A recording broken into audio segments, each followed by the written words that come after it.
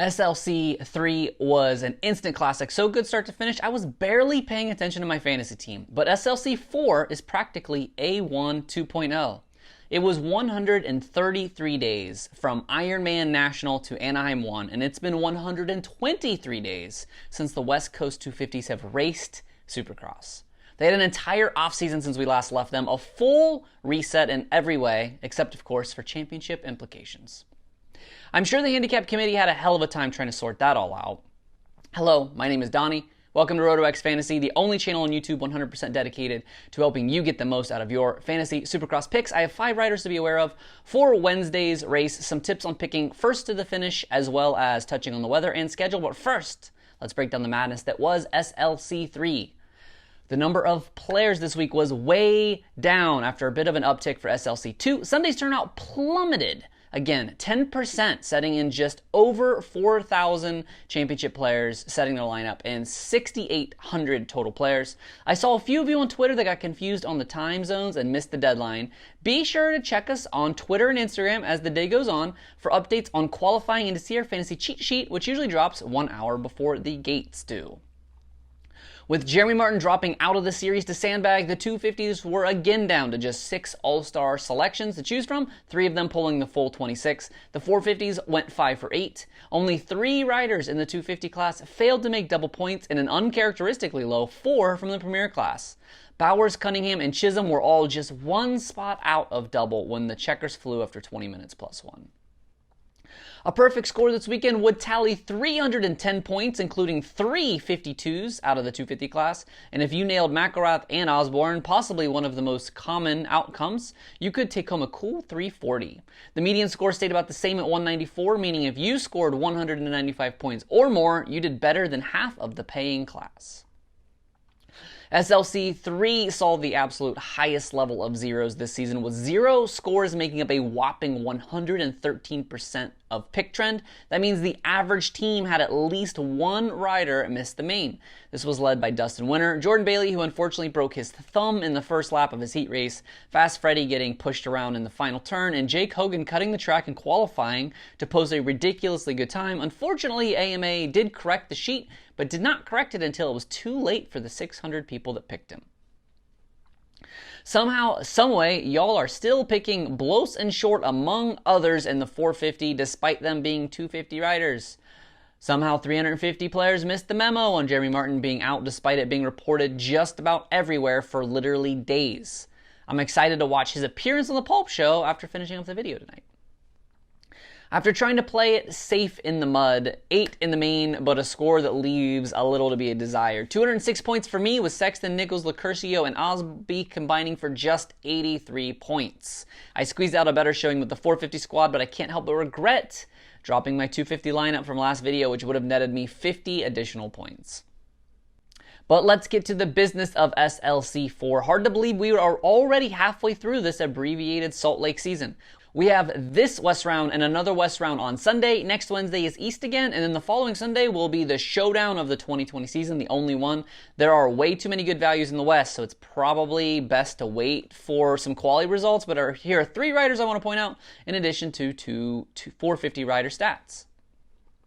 Starting with your 250 West All-Star, Justin Cooper is the clear cream of the crop here. Coop has a 3 handicap for some reason, despite being second in the standings and being on the podium in every race but one. So good, I had to check social media, make sure he didn't come down with the Rona or something. With Faulkner and Ferrandis with a 1 and a 0 respectively, I expect to see Coop lead the pack with the highest pick trend, and rightfully so.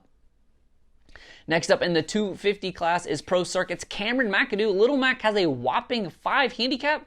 I know he has missed 3 races. I know everything after his A1 6th place has been a disaster, but a 5? He's a top 5 contender on a factory bike. Remember in 2019 with a fill-in ride, Cameron collected 7 top 10s and super impressive podium finish in the Vegas Showdown finale. Mac is my lock for the week, especially after having 123 days off to recover from whatever it is that was ailing him. My high handicap hero this week is going to be Mitchell Falk. This is not a lock by any means, and I think there are very many better values in the field. But if you're looking for a guy with a high handicap that could flirt with points in the 40s, Falk fought through injury all season to make every main that he attempted. And last year on the TLD team, he even logged a top 10 finish in Tennessee. Falk could be poised for a big return if you're looking to zig while everybody else is zagging.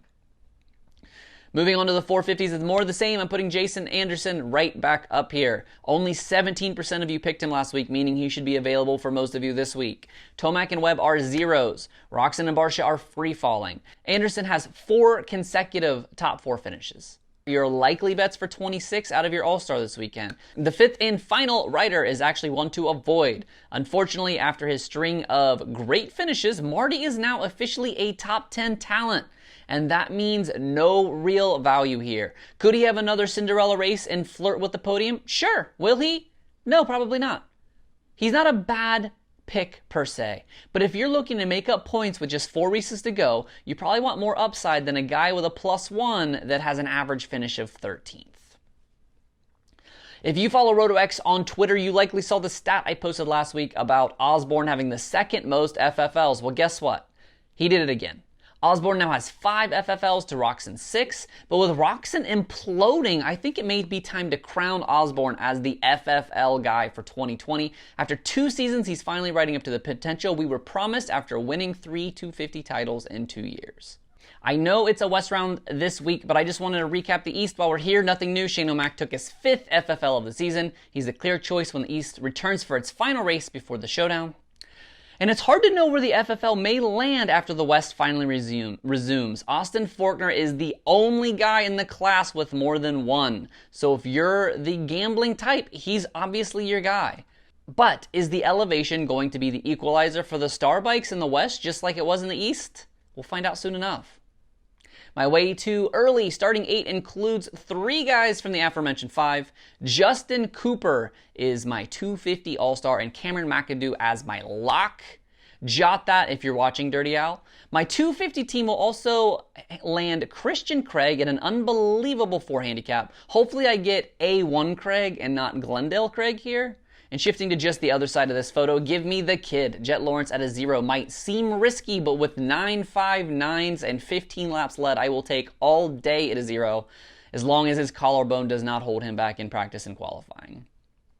As mentioned before, I have Jason Anderson as my 450 All-Star this week. Really love how Ombre is riding, and his interviews really show he is in a good place. Against my better judgment, I have Blake's 3 penciled in for upside, and I'm hoping the Bear can finally overcome the altitude and put in a good ride. He's a lock for the main, so even at a 10, he has a pretty good double point insurance. And rounding out the squad is Vince Friese, who is poised to have a breakout round, and a 5 is about as generous as Vince will see. Wednesday's weather looks fantastic. A sunny 73 when the first gate drops with 0% chance of precipitation and just a mild breeze coming through the stadium. By the time the checkers fly, it will still be 71 degrees. I would say a perfect night for Wednesday racing. The schedule this week is more traditional with race day coverage going live at 4:30 Eastern, 1:30 Pacific, and the first gate drop happening at 7 Eastern, 4 Pacific. Be on the lookout for our fantasy cheat sheet about an hour before the gate drops, right around 6 Eastern.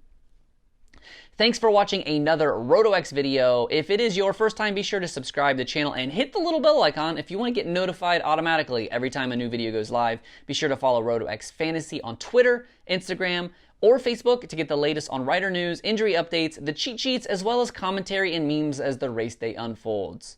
May your chizzes chiz tomorrow, and no Jerry on the West. So may your Martys not Marty? I don't know, guys. Good speed, good picks. Take care, guys.